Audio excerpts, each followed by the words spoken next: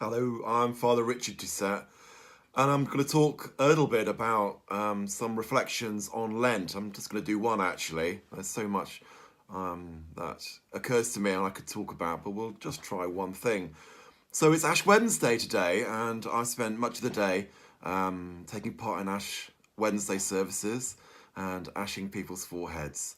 And perhaps one of the most moving parts of my day has been at the local primary school where I've ashed over 200 children, and it's been a fantastic experience. And it's really reminded me of when I was a young boy at primary and middle and in secondary school, and how I came to know God, and what a wonderful experience that was, and how much I enjoyed Ash Wednesday as part of that, with all the signs and symbols and its deep meaning that I couldn't fully grasp when I was little, really.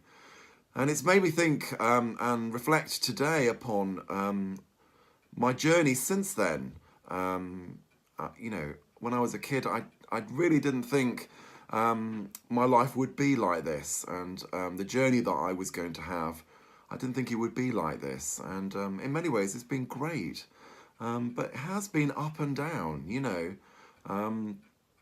And so I've been thinking about that, and as part of that, I've remembered a sermon that I heard a little while back by a fantastic priest called Father Stephen Huggins, and he was looking at the gospel readings about Jesus in the desert. So at this time, there's 40 days and 40 nights of Lent, we're particularly sort of drawn to thinking and reflecting upon Jesus' time in the desert. So he's been baptized, and he immediately goes into the desert to prepare himself for his ministry. And whilst he's there, he has a very tough time, and he is subjected to tests by the devil. And Father Stephen sort of says, well, where is your closest desert? And apparently it's in Spain, believe it or not. It's in Murcia, a lovely region of Spain, very dry.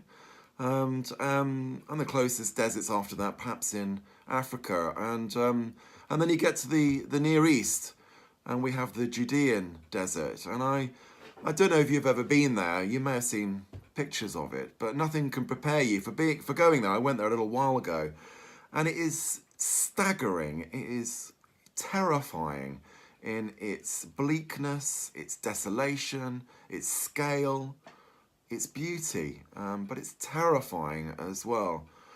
I really wasn't expecting that. I'd never seen anything like that. And I mean, you can imagine, it's just difficult to imagine what Jesus went through for 40 days and 40 nights there. And we'll never spend 40 days or 40 nights trying to survive in the Judean Desert.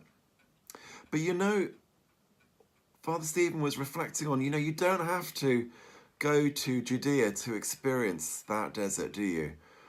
Life brings that desert to you all too easily, and when we least expect it.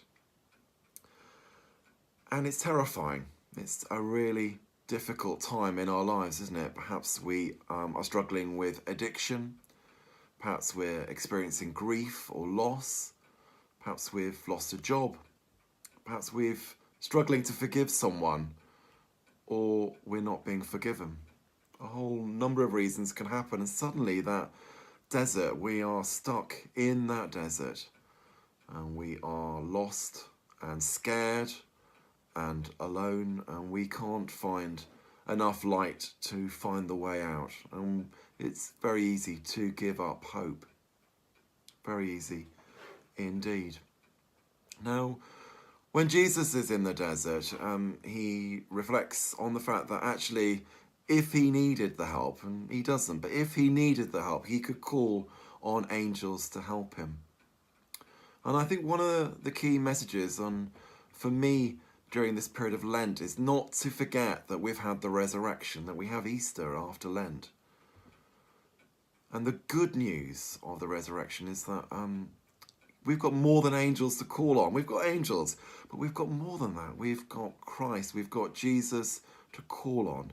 He will be there for us in that desert, helping us, guiding us, and showing us the way out.